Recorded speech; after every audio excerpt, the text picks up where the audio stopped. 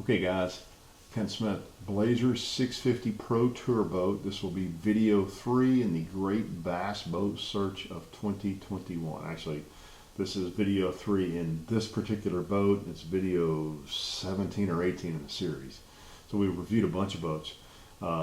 This is going to be the grading of the Blazer 650 Pro Tour.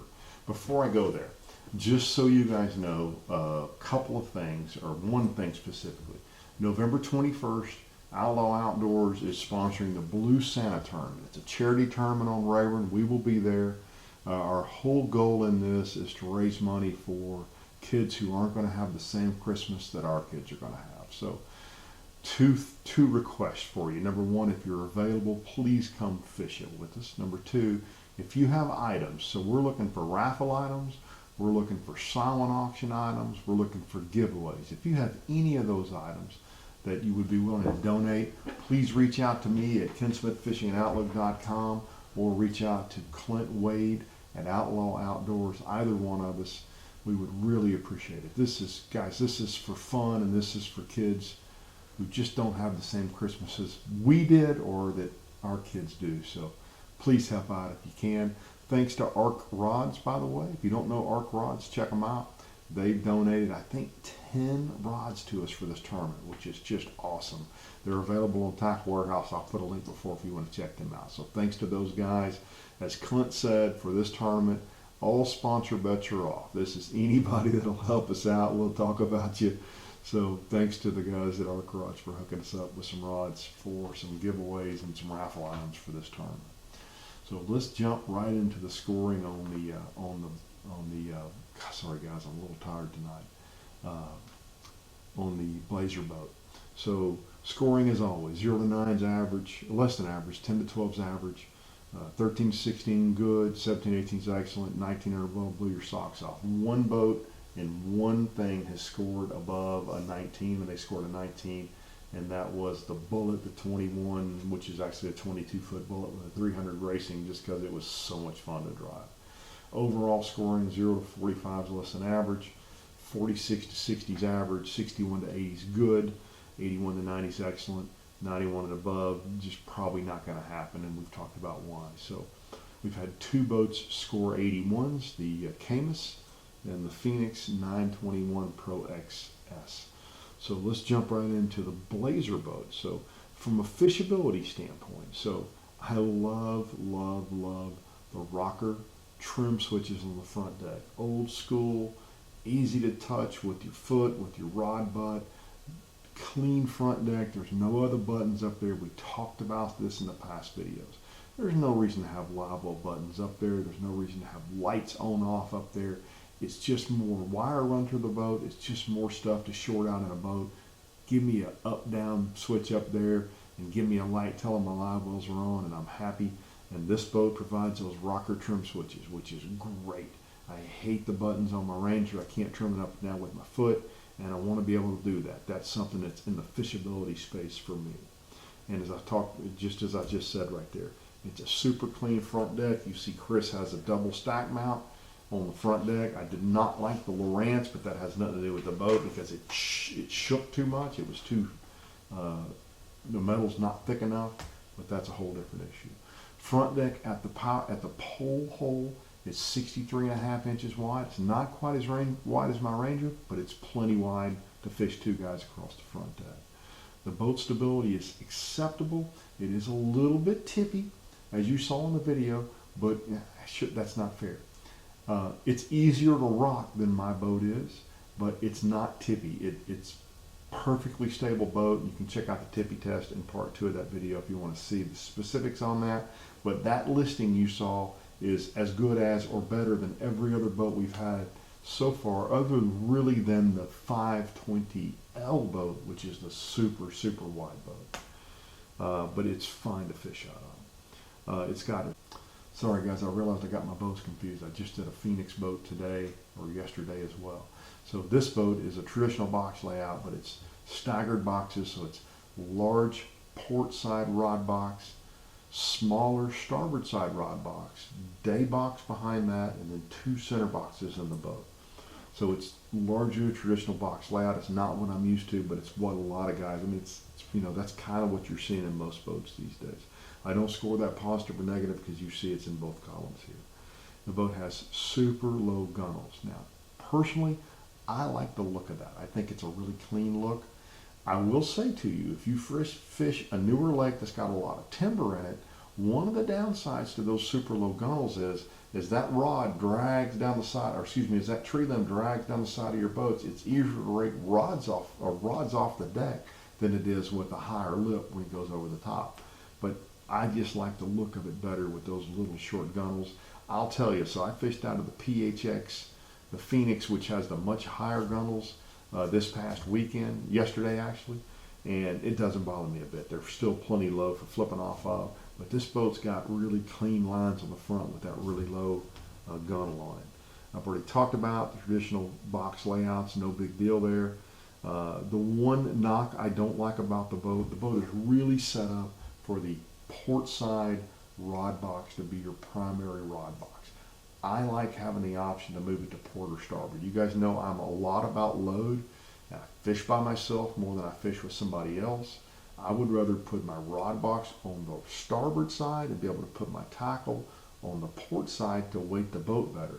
But the way this boat's set up, yes, you can put rods on the starboard side, but it's really set up for a traditional, which doesn't make any sense to me, but everybody does it, port side rod box, starboard side other stuff, life jackets, tackle, rain suits, and then a day box behind it. So I would prefer what we've seen in some of the other boats when you can pick which side you want to make your primary rod box. So from a fishability standpoint, I score this boat pretty much as high as I've scored anybody at a 16. Fit and finish on the boat. It's got great glass. It's a pretty boat. It's got good carpet in it. It's got a padded front deck. Those three are kind of price of entry, if you will, on this quality of a boat, this price point of a boat. I got to tell you, I was really surprised at the feel of the boat running. We beat the crap out of that boat. We went out in some rough water. We went out in, I'm going to say, solid 2-footers. Ran directly into them, took them off the port side panel, trailing seas, took them off the starboard side panel, quartering all the way around, just ran a big circle. And he ran a lot harder into those rough waves than I would have, and a lot harder down seas, trailing seas than I would have. I was really impressed with the ride of this boat, and it very much surprised me. I told you guys in one of the early videos, I have been in this boat. It's not right. I've been in a Blazer before. I've not been in this boat before. I'll say this is not your uncle or your dad's Blazer boat. This is a wholly different boat than any Blazer I've been in before, which, by the way, was only one. I really like the looks of the seats. They modeled the seats after Corvette seats, but you're going to see I'm going to ding them on the seats as well. But the look of the seats is very cool. I like the way the seats look. Big live wells, 40-gallon live wells. They have an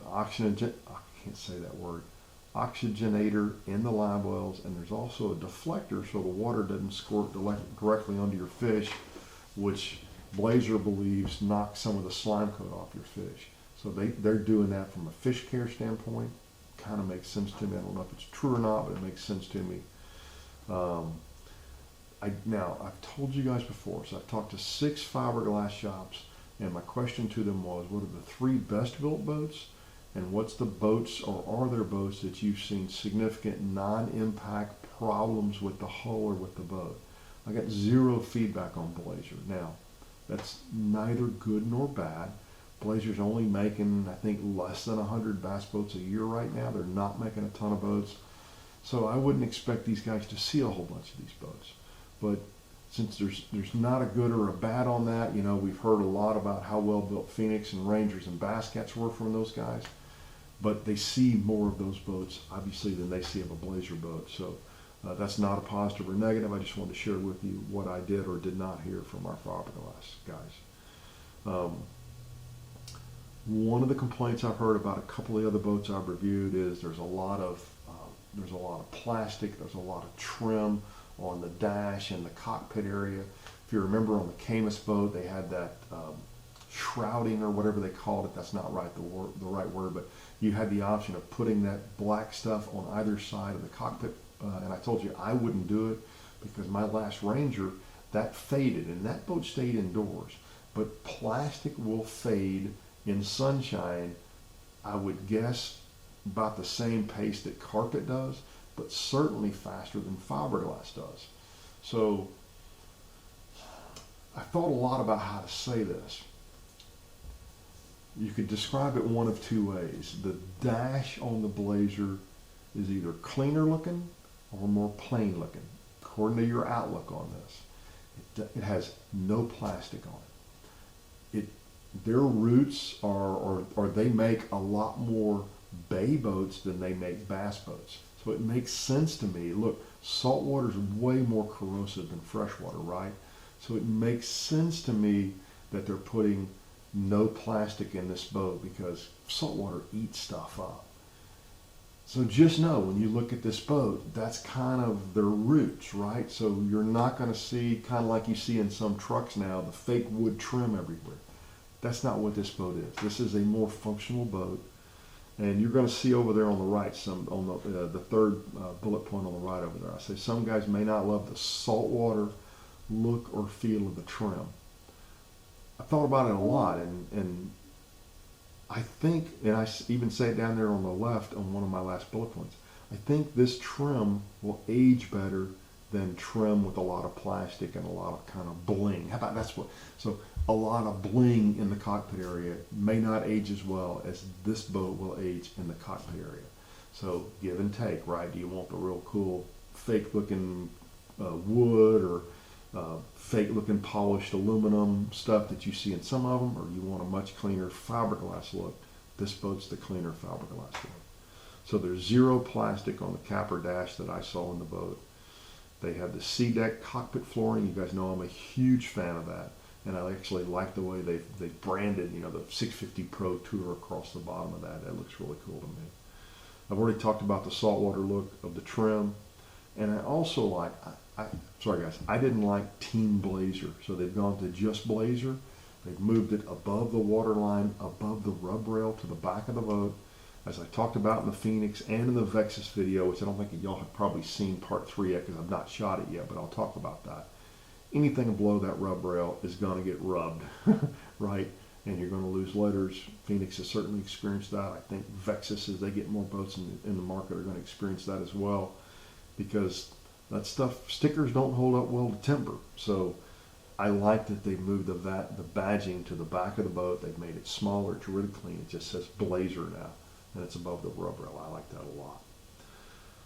Negatives. I said I like the look of the seats, but there's not enough cushion in the bottom of these seats. It's the same issue I experienced, and several guys have experienced in the Ranger 520L. Chris assures me that they know this is a problem and they're going to fix it. So they seats to look like a Corvette seat. It's the same seat manufacturer they had before, but they sewed the stitching in the seat in a place across the butt of the seat that flattened out their padding. So there's not enough padding. So I don't know if they're going to change where they're sewing it or they're going to add padding to it.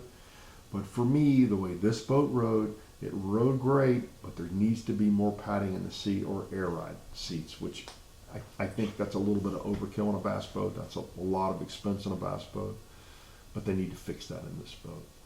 I've already talked about I had no fiberglass shop feedback, and I've also talked about some guys may not love the clean or the plainness of the saltwater look of the trim. Personally, I'm okay with that, and I think I would probably grow to like it more because, you know, when you sell these boats at 2 or 3 or 7 years old, it's going to look a lot more like it originally did without a bunch of faded plastic in the dash. It's a single divided live well. You guys know I prefer having 2 separate live wells. The dash is not lit, and it's something that I was told by Chris that. So by the way, I'm told that between 9,000 and 11,000 new bass boats get sold in any given year, and I'm getting 15,000 to 20,000 views on this video, on these video series. So boat manufacturers are starting to pay attention, I think. And Blazer has said, "We hear you. We're going to fix that." So They're going to fix their lighting on their dash, but right now they haven't. I would tell you the Phoenix, I did see, you'll see in the next video, the PHX I did yesterday. It's got a little red light that shines up on the dash. But I will tell you, I would prefer being able to turn that on and off. It stays on all the time. And the reason I know it stays on all the time is because I'm running my YOLO Tech in the back of the boat with a video camera back there. By the way, also in the notes below, I have a YOLO Tech discount code now. So if you want a YOLO Tech, it's a 10 to 38% discount if you use the link before and the discount code below to buy YOLO Tech products, according to which product you buy. So that's just something that YOLO Tech gave me for my viewers because they're paying attention. And so for you guys, if you want to buy a YOLO Tech or any of their products, there's a discount code below. But I noticed in the Phoenix that light stayed on all the time. Well, when I'm running down the lake, and especially when it's low light, I mean, I turn my graph all the way down to the low light level because it's shining back in my face as I could get it. I would prefer, once I get my lights and everything on, being able to flip that light off. Phoenix doesn't have that, but Blazer, if you're paying attention, when you put that light in there, give me one really easy switch to turn that on and off so I can see my dash. And I can turn it off when I don't want any light reflecting back in my eyes going down the lake. And then the last thing, you'll notice I don't score this because I'm learning as I go. Rick Pierce said I would learn as I go, owner of Bass Cats or president of Bass Cats. In the Vexus boat, I realized how clean their boxes look, their front boxes. And in the Blazer boat, as in my Ranger boat, at least in my Ranger boat on the starboard side, those big main boxes have carpet on them. And by the way, I didn't talk about this, or I think I did talk about this in my boat. The day box in front of the driver's console in my Ranger, it gets water in it. They say it's because something stopped up and they weren't interested in fixing it for me. Thank you, Ranger. But even if they don't leak, you open your box in the rain, you're going to get some rain in your box. Carpet does not dry well, especially because there's no circulation in these boats. By the way, this boat does not have the power ventilation that some boats do. I think that's another option they said we want to add in our boat, but there's no reason to have carpet in those boxes. What Vexus did was they finished the box with pretty fiberglass and they put SeaDek in the bottom of the boat. If I was going to build a boat, no carpet in the boxes, it's going to mildew, it's going to stay wet all the time, it adds weight to the boat because it's wet all the time. Give me finished fiberglass in there with SeaDek bottom. That's the way to do it. So I noted here there's carpet in those rod boxes. There shouldn't be. There's carpet in 1, 2, 3 boxes in my Ranger. There shouldn't be. It should all be finished fiberglass, in my opinion, and every box should have a drain in it, in my opinion as well. Okay, performance. Oh, I'm sorry, I didn't score that. So fit and finish on this boat, 16. That's pretty much where most of these boats have finished. I didn't have a knock on this boat. I really didn't, other than the seats. And I think they can fix that, and the light on the dash, I think they can fix that. This boat easily could have scored with just a couple little tweaks on it. 17, maybe 18. I don't know if it would have got to 18 because I don't think anybody has got to an 18. But this boat could do a little bit better in fit and finish, but it's not fit and finish. It's kind of more interior stuff that they're thinking through. Remember, this is a redo. They kind of rebuilt this boat. And like he talked about in the video, where they're redoing where the butts of the rods for the coing are going, they're thinking about this stuff. They're paying attention, and I like that. Okay, performance. This boat will fly. Really good speed, tremendous lift. Any boat you can run a 250 on and turn a 27 or 28 inch prop, which I think you can in some Bass Cats as well, and maybe in some Phoenixes as well. That's a big, fast boat. This is, other than the Bullet, the fastest boat I've been in so far in any condition. Wet, dry, one guy, two guys, live wells full, live wells empty. It seemed to have a really dry ride. He took me out and we beat the crap out of it, and I never got a bit of spray on me, so I was real impressed with that. And as I said in the video, I was really, really surprised at the ride of this boat. I was not prepared for how well this boat would ride. I was actually prepared to dismiss this boat. So thanks, Justin, for suggesting I get in this boat. Good nose control, as you saw. Well, actually, you didn't see. I wanted that video in there, but we went down seas, but there was so much rain, you can't see anything at all. But I was really impressed with this boat going down seas, having trailing seas. The boat, one knock on, or two knocks on performance, and whole shot you can knock them or you can't, because look, when you're turning a 28 pitch prop, you're not going to have a jump out of the whole shot. If you fish areas where you need a whole shot, you're fishing a lot of shallow water, you prop this thing down on a 20, 23, 24, 25 pitch, it's going to jump out of the hole. But as it was propped, it did not have a spectacular hole shot. It had an okay hole shot. Boat lands softly. Back to that ride. I like the way the boat lands in cross chop and in a lot of different chop. It is surprisingly easy to drive. Now you saw when I'm driving it at 77 miles an hour, I'm driving it, but I'm telling you, it's 70 miles an hour. I turn loose the wheel, and it's not a hard boat to drive at that kind of speed, and that to me pretty unusual. We talked about in the video something I should have been paying attention to in the earlier boats, and I'll do it from here forward. The boat planes at 19, 20, 21 miles an hour just fine, and that's key in rough water. And if you drive one of the boats that I've already tested, check that before you buy that boat. See what speed it'll stay on plane and not porpoise. You want to have dead nose control, and it should be under 22 miles an hour, in my opinion, to have a good rough water boat. And some of that's prop, granted. 4-blade prop's going to do that better than a 3-blade prop, and you need to think about that as you prop your boat as well, right? What are your normal conditions?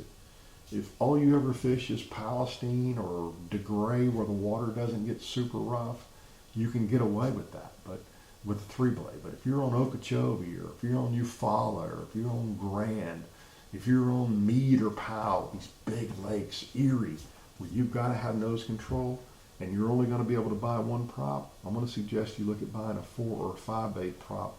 Give up a little bit of the top end to have better nose control and better ability to jump waves without blowing out. That's part of it. It's responsiveness when you realize you're about to bury the nose, to be able to jump that nose up and control the front of that boat.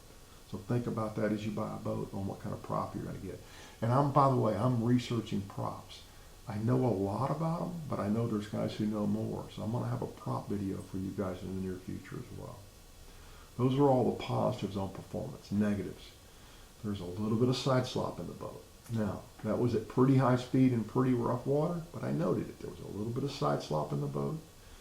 The biggest ding on the boat from a performance standpoint is the boat will backwash on you. You've got to pay attention when you bring this boat down off the pad, or you're going to get water on the back deck. The first time I did it, I put a tsunami across the back deck. By the way, my Ranger backwashes as well. Once I did it a couple times, and you guys saw, that's why I videoed when he shut it down. I think it's in video 1. He's driving and he shuts it down, and then he feathers it down, and he just gets a tiny bit of water on the back deck. But it does put a little water on the back deck. And I know some of you guys, that's a big deal. It's not so much to me. I don't love it, but I could live with it to go 77 miles an hour. I also noted the steering's a little bit stiff. I noted that back in the Caymas video. I think there's some ability to adjust C-Star or hydraulic steering. I say C-Star. I think there's several hydraulic steering companies. This is the first Yamaha motor that I've tested.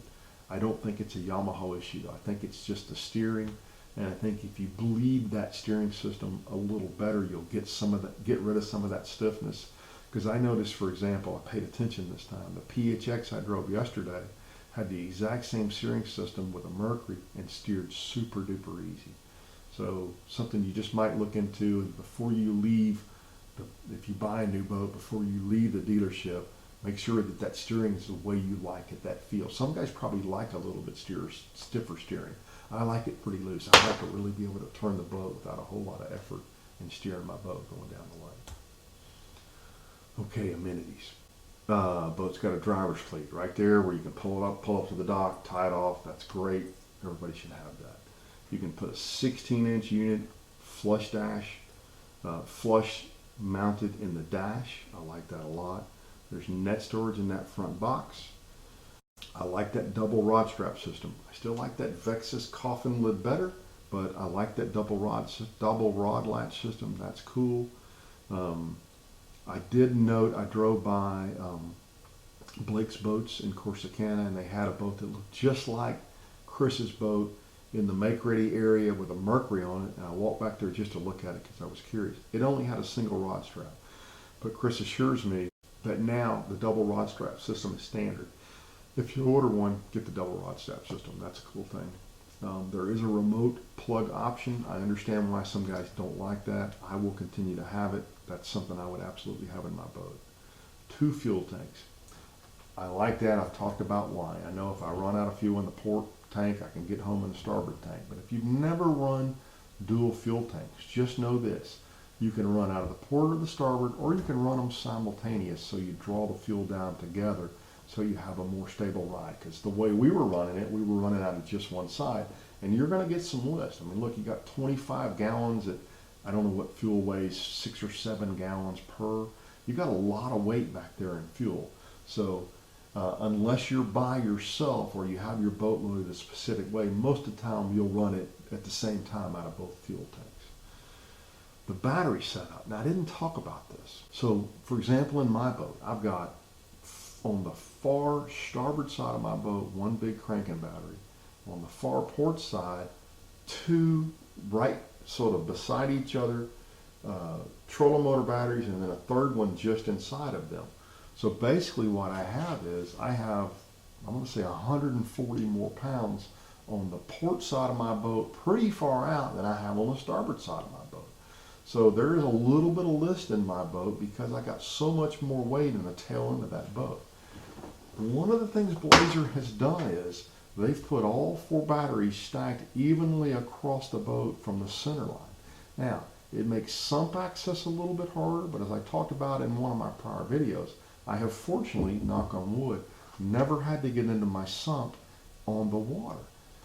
I would prefer having that more balanced ride. You gotta know a boat's gonna perform better by having those batteries equally weighted across the back of the boat, and that's what Blazer has done. I gotta believe that helps their performance, that there's not a built-in list, if you will, in the boat because of how the batteries are stacked across the back.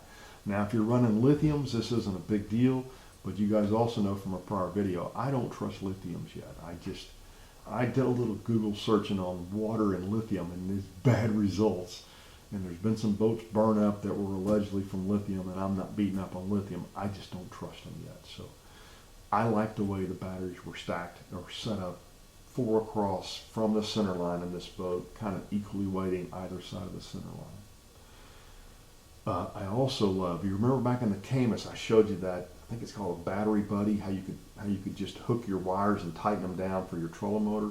This one actually has an external plug, so you can just plug it and unplug it. So if you carry a spare trolling motor in your truck or in your boat, pop it off with an now this was a Ghost, but with an Ultrex, it's literally 1 Allen screw. Boom, your trolling motor's off. Put a new one on, plug it in, put your Allen screw back in. You're going fishing again. So I really like that external plug on the trolling motor. It makes life simpler, right? USB in the driver's glove box and on the passenger side. Now, that's good for several reasons. Now remember, this was a single console, but if there was a port console in there, you could run that wire up and hide your phone in the glove box over there as well. But it's nice for Sarah to be able to charge her phone. It's also, for whatever coiner you have, it's also nice if you're running a bunch of cameras and you're needing to charge stuff, including your phone at the same time. It's just handy. So I like multiple USBs and one of them being in a box. And then good ice chest in the boat. So as he talked about, those ice chests were the insulated foam inside of them, and one in front of you and one right next to you. I thought that was pretty neat. So those are all positive from an amenity standpoint. Negatives from an amenity standpoint, the boat is really structured to be a port side rod box only. Yes, you can use that starboard side. It's like my boat, right? You can use the starboard side if you want to, but it's not set up specifically for that. And because there's 2 center boxes, you can't use the center boxes. So I don't love that. I could probably live with it, but I prefer the way my boat's set up: rod box, and rod box if I need it. because I have holes in my boat in that center box to use as a rod box. Battery straps, as opposed to I keep going back to the Bass Cat, the lockdown battery system. Bouncing batteries around is bad for the life of a battery if you do any research on it. So I would prefer a more stable system if they put it in there. The O-crap handle for the co-angler on the right side, it's just that loop. It's the same thing Phoenix is doing in that seat. It's just, so there's an armrest coming up, but it's big around, and it's hard to hold on to. It'd be really hard to hold on to in gloves. I would like to see them give your co-angler, my wife, whoever else, my son when he's fishing with me, an additional place to hold on with their right hand in that boat besides just that left one. And by the way, I talked about it. The left one in the video is not a good one, but that's not their standard. They were prototyping it, and Chris said, and it wasn't. It's not big enough to get your hand inside of it. I mean, you need to get your hand in there and be able to grip it, not just be able to get that much on it. So he said their other one, and he showed me, I didn't show you the video footage, but I saw another Blazer, a little bit older Blazer at Lake Arlington, and it had a much better rounded handle, so you had more space to get your hand in there on the left side. Still not a good one on the right side. The seats don't adjust up and back. I'm a little spoiled in my Ranger, but I like that a lot. What's the other boat we just looked at? We just looked at another boat that did that really well. Oh, the Vexus did it really well as well. So I like being able to move my seats up and forward and find a comfortable position for me. Decently easy sump access. Now again, the way the batteries are staggered, it's not as good. So I didn't really ding it there, but I did note that the way those batteries are set up, you get better weight distribution, but it's a little bit harder to get into your sump. There really is not a good place to put a prop, and even if you put the prop in one of your back boxes, there's no way to screw it down or tighten it down like we're seeing, for example, on the back of the Phoenix. One of my favorites ever, one of my old scooters, I think it was my ZX250, had a space under the seat, specifically designed with a tightened down place where you could put your prop in there, tighten it down, and it didn't move. Now, ideally today, by the way, I would not like that, because a prop now is $1,000. I want it in a box that locks, but back then a prop didn't cost nearly as much. But I would like to see a specific place where I can mount, if you will, a prop, and where I can lock it so somebody can't get my prop, because I don't want to be dragging my prop in and out of the boat overnight in the hotel every night. The last thing, again, nothing new or revolutionary here. Really, and we've seen a couple things, right? With the Caymas, the fast water pickup, several things inside the Vexus that nobody else is doing. But I didn't see anything in this boat that nobody else is doing. So no points for, I don't count anything against them, but no points for new or revolutionary. So amenities in this boat score 15, kind of along the lines of what most other boats score that we've reviewed so far. From trailers and other stuff. So it's got a trailer step, and this has become price of admission for me. If you want to be, you got to have these following things. You got a trailer step, you got to have a good winch and jack, and you got to have a swing away tongue. Those are 4 things you've just got to have, and this boat does. I didn't talk about it in other boats because I actually haven't seen it in other boats, but I did see in a nitro ad something I saw in this boat, and that is they've put these little vents. They look like little chimneys, curled chimneys coming up off the boat cover. And Chris showed me what they do. I followed him down the road, and it actually creates an exhaust, but it sucks the cover down on the boat and makes it fit better, which is crazy to me. But somehow it creates suction and it pulls that cover down on the boat. I had seen it in a nitro ad, and I didn't know exactly what it was, but they've got the same thing here. I like this cover for a couple of reasons. It's a little lighter than my cover. So with my Ranger cover, the entire inside of the cover has that felt. This one only has the felt where it touches the cap.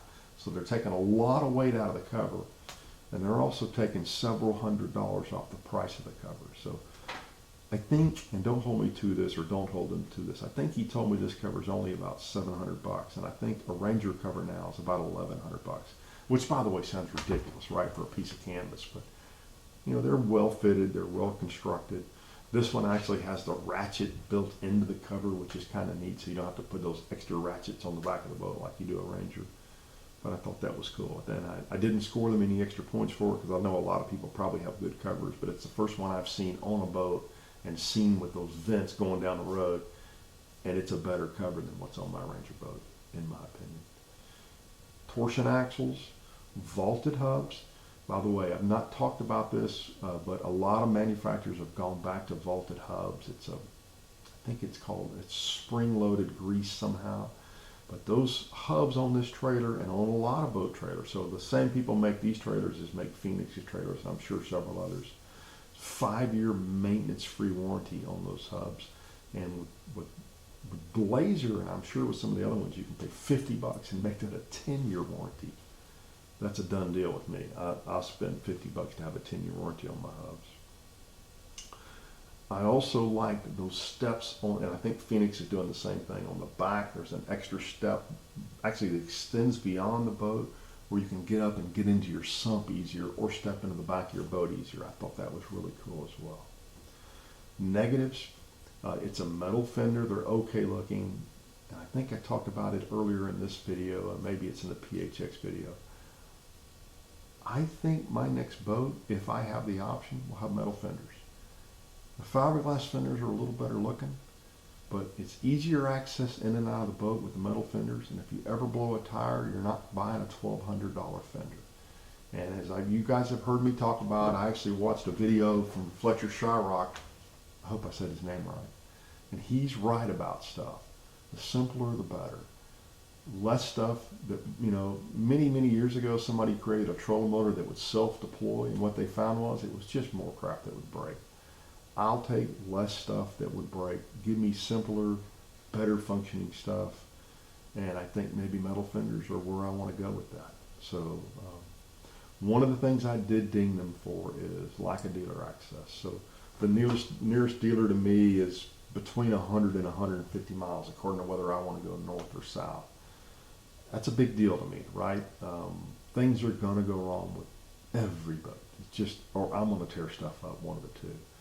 And I don't want to go 2 hours to a dealer. So I know they're building out. I know with this rebuild, they're probably going to pick up some more dealers. I hope they pick up one around Rayburn. But I dinged them for that. Now, if you live in New Braunfels or Austin or Corsicana or even Dallas, because there's a dealer in Corsicana, this probably scores a point higher for you. Or around the Houston area, it probably scores a point higher for you because there's dealers closer to you. There's not one closer to me, or at least where I keep my boat, because my boat stays at Rayburn. So I dinged them a point there. The other thing, and I didn't ding them for this, their website needs some work. I mean, the only picture of a 650 Pro Tour they have on their website is Dean Rojas' wrapped Blazer. It gives you no sense of how this boat looks. You guys need to improve your website. I also really like what a lot of the other manufacturers have done, which is build your boat on the website, which is handy so you can see all the options. Oh my God, go to the Phoenix website. I think it's Phoenix. There's 8 million options. The Ranger website. I mean, there's 50 options for electronics on the Ranger website.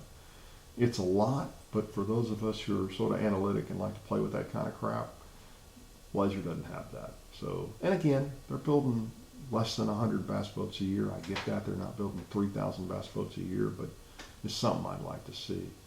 And then the other thing that I love on my boat, and I've seen on some other boats, is a parking brake on the trailer. That's not an option with them.